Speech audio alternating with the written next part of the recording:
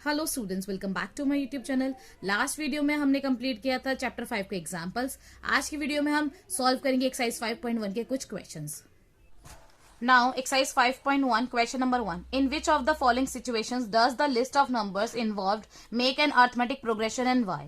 कह रहे बताइए इन सिचुएशंस में से कौन सी सिचुएशन में जो नंबर लिस्ट ऑफ नंबर्स है वो एपी फॉर्म कर रही है, और रीजन दीजिए।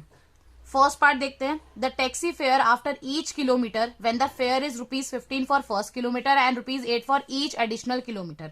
कह रहे हैं आपको हर किलोमीटर के बाद आपको कितना टैक्सी फेयर पड़ेगा, मतलब टैक्सी का किराया कितना पड़ेगा ये आपको बताना है। जब पहले किलोमीटर को कंप्लीट करने पे आपको ₹15 देने पड़ेंगे, और उसके बाद हर किलोमीटर कंप्लीट होने पर आपको ₹8 एक्स्ट्रा पे करने पड़ेंगे। ठीक है, देख लेते हैं कैसे करेंगे। सबसे पहले हमने क्या लिखा इसमें, taxi fare for first kilometre. 1 kilometre के लिए कितना पे करना पड़ेगा ये उन्होंने क्वेश्चन में बताया, कितना रुपए, ₹15 हमें फर्स्ट किलोमीटर के लिए पे करनी पड़ेगी। हमने फिर लिखा taxi fare for 2 kilometre. 2 kilometre के लिए हमें कितना पे करना पड़ेगा, 15 फर्स्ट किलोमीटर के लिए पे करना था। अब second extra kilometre, 1 kilometre extra हुआ है तो 1 किलोमीटर एक्स्ट्रा के लिए कितना पे करना पड़ेगा, हमें ₹8 एक्स्ट्रा पे करना पड़ेगा। तो ये हमारा कितना हो गया, 23। Taxi fare for 3 kilometre. 3 kilometre के लिए कितना पे करना पड़ेगा बेटा, तो इसके करने के दो तरीके हैं। या तो हम कर दे 15 + 8 + 8, ठीक है, मतलब फर्स्ट किलोमीटर के लिए 15, सेकंड किलोमीटर के लिए ₹8 देने पड़े, और थर्ड किलोमीटर के लिए फिर हमें ₹8 और देने पड़े।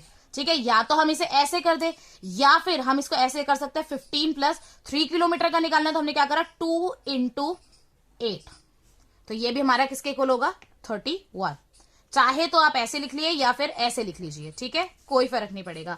इसी तरीके से हमने निकाला taxi fare for 4th kilometre. 4 kilometre के लिए हमारा कितना हो जाएगा, हमने किया 15 + 4 किलोमीटर का करना है तो हमें किससे इंटू करना पड़ेगा, 3 × 8। तो अब हमने जब इसको सॉल्व किया तो ये हमारा कितना आ गया, 39। ठीक है, तो हमने लिखा सो अकॉर्डिंग टू क्वेश्चन हमारी लिस्ट ऑफ सीरीज क्या हो गई, 15, 23, 31, 39 एंड सो ऑन। अब हमें बताना है कि ये एपी फॉर्म कर रही है या नहीं। तो सबसे पहले हम निकालेंगे डी। डी निकालने के लिए हमें क्या करना पड़ता है, नेक्स्ट टर्म में से प्रीवियस टर्म को माइनस करना पड़ता है। तो हमने करा 23 - 15 = 8। 31 में से 23 को माइनस करा, 31 - 23 = 8। 39 में से 31 को माइनस करके देखा, 39 - 41 = 8। हमने देखा क्योंकि डिफरेंस हमारा सेम आ रहा है तो हमने कहा दिस फॉर्म्स एन एपी। हमने लिखा this forms an AP. Reason देना है तो लिखेंगे because the difference is same, because the difference is same. Okay, now next part, the amount of air present in a cylinder when a vacuum pump removes 1/4 of the air remaining in the cylinder at a time। कह रहे एक cylinder के अंदर कितनी amount of air present रहेगी हर time पे, जब हर stage पे उस एयर का 1/4 जो है वो वैक्यूम पंप बाहर निकाल रहा है। ठीक है, एक सिलेंडर के अंदर कितनी एयर बची है जब हर स्टेज पे जितनी एयर थी उसका 1/4 जो है वो वैक्यूम पंप बाहर निकाल रहा है। कैसे करेंगे वो देख लेते हैं। हमने लेट कर लिया, जो सिलेंडर के अंदर एयर प्रेजेंट है वो है 256 लीटर। ये अमाउंट हमने खुद से लेट किया है। अब फर्स्ट स्टेज पे सबसे पहले स्टार्टिंग में हमारे पास एयर जो थी वो 256 लीटर थी। अब फर्स्ट स्टेज पे जब वैक्यूम पंप ने इसका 1/4 निकाल दिया तो कितनी एयर बची वो निकाल लिया हमने। 256 का हमने 1/4 किया तो हमारा आया 64। अब हमने 256 में 64 को माइनस किया तो आंसर आया 192 लीटर। इसी तरीके से फिर हमने सेकंड स्टेज पे देखा कि अभी हमारे पास एयर कितनी प्रेजेंट है, 192 लीटर। अब 192 लीटर का 1/4 अगर इसमें से वैक्यूम पंप निकाल देता है तो हमारे पास सेकंड स्टेज में कितना बचेगा। तो हमने करा 192 का 1/4 निकाला तो आया 48। 192 में से 48 को माइनस करा तो आंसर आया 144 लीटर। थर्ड स्टेज की बात करें तो थर्ड स्टेज पे अभी हमारे पास एयर प्रेजेंट है 144 लीटर, तो इस 144 का हम 1/4 कर लेंगे। 1/4 हमने किया तो आया 36। तो जब 144 में से हमने 36 माइनस कर दिया तो अब हमारे पास एयर कितनी प्रेजेंट है, 108 लीटर। अकॉर्डिंग टू क्वेश्चन हमारा लिस्ट ऑफ नंबर क्या बन गया, 256, 192, 144, 108 एंड सो ऑन। अब सबसे पहले हम निकालेंगे डी। डी निकालने के लिए हमें क्या करना पड़ता है, नेक्स्ट टर्म में से प्रीवियस टर्म को माइनस करना पड़ता है। तो हमने माइनस करा 192 में से 256 को, तो हमारा आंसर आया -64। फिर हमने 144 में से 192 को माइनस करा, तो आंसर आया -48। फिर नेक्स्ट स्टेप में हमने 108 में से 144 को माइनस करा, तो आंसर आया -36। तो हमने देखा क्योंकि यहाँ पे डिफरेंस सेम नहीं है, तो हमने लिखा this does not form an AP. क्यों? Because the difference is not same. Now third part, the cost of digging a well after every metre of digging when it cost ₹150 for the first meter and rises by ₹50 for each subsequent meter। कह रहे हैं एक कुएं को खोदने की cost आपको बतानी है हर मीटर के बाद कितनी पड़ेगी। जब फर्स्ट मीटर को हम खोद रहे हैं तो हमारी कॉस्ट जो है वो ₹150 पड़ रही है। उसके बाद हर एक एक्स्ट्रा मीटर को खोदने पर हमें ₹50 और कॉस्ट पड़ेगी। ठीक है, हर एक्स्ट्रा मीटर खोदने पर हमें कितनी पड़ेगी? ₹50 एक्स्ट्रा। ठीक है, तो अब हम इसे कैसे करेंगे वो देख लेते हैं। हमने लिखा cost of digging for 1 metre. Cost of digging for 1 metre. 1 metre के लिए कॉस्ट ऑफ डिगिंग कितनी थी हमारी? ₹150। कितनी थी? ₹150। Cost of digging for 2 metre. अब क्वेश्चन में उन्होंने क्या कहा था कि 1 मीटर के लिए तो 150 ही लगेगी, लेकिन उसके बाद जितने भी एक्स्ट्रा मीटर आप करोगे डिग, उतने एक्स्ट्रा मीटर के आपको 50 रुपीज और एक्स्ट्रा देते जाना पड़ेगा। तो अब मैंने आपको भी एक शॉर्टकट तरीका बताया था। क्या बताया था कि 150 में अभी 2 मीटर का निकालना, तो क्या करना पड़ेगा? फर्स्ट मीटर के लिए 150 हो गया और सेकंड मीटर के लिए हमें कितना पे करना पड़ेगा? 50 रुपीज एक्स्ट्रा। तो ये कितना हो गया हमारा?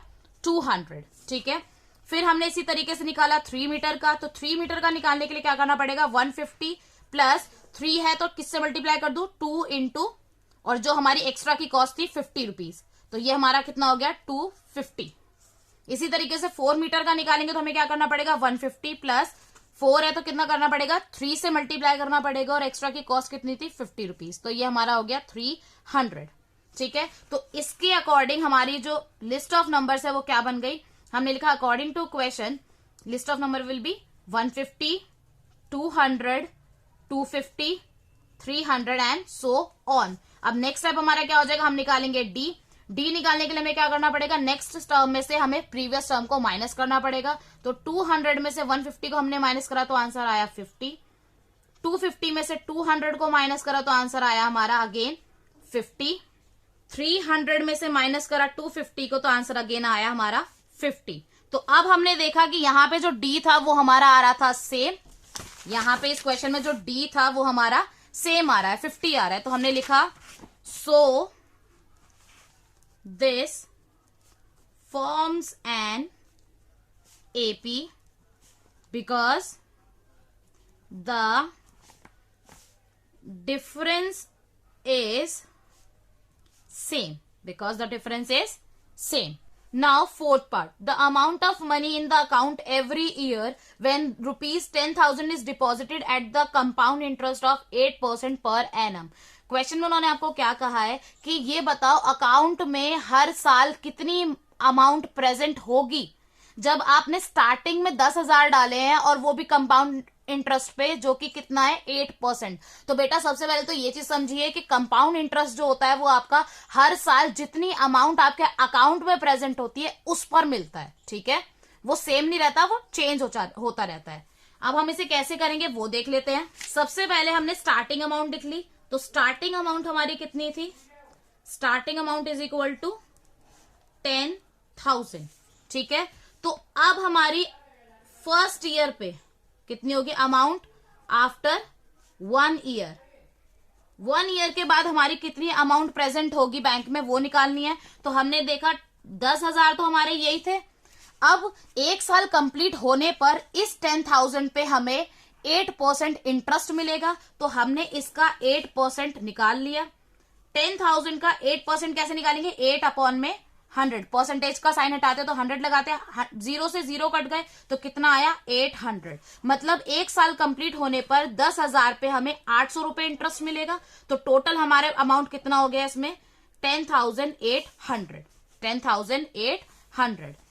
अब सेकेंड ईयर कंप्लीट हो जाते हैं, मतलब अब दूसरा साल जब कंप्लीट हुआ तो दूसरे साल के बाद हमारे अकाउंट में कितना अमाउंट होगा, हमारे अकाउंट में कितना अमाउंट होगा वो हमें निकालना है। तो फर्स्ट ईयर कंप्लीट होने के बाद हमारे अकाउंट में कितना था 10,800, तो हमने लिख लिया 10,800 अभी है। अब सेकेंड ईयर कंप्लीट होने पे क्या होगा, इस 10,800 पे हमें 8% इंटरेस्ट मिलेगा। तो हमने क्या करा, इस 10,800 का 8% कैलकुलेट कर लिया। 2 जीरो से 2 जीरो कट गए, तो जब हमने इसको मल्टीप्लाई करा तो ये हमारा कितना आया 864। मतलब 10,800 पे हमें 864 इंटरेस्ट मिलेगा। अब हमने इसको ऐड कर दिया तो ये कितना आ गया हमारा 11,664 रुपीज। मतलब 2 साल बाद हमारे अकाउंट में जो अमाउंट होगा वो कितना होगा 11,664। तो इसके अकॉर्डिंग हमारी जो लिस्ट ऑफ नंबर है वो क्या हो गई 10,000। उसके बाद 1 साल कंप्लीट हो गया तो कितनी थी 10,800।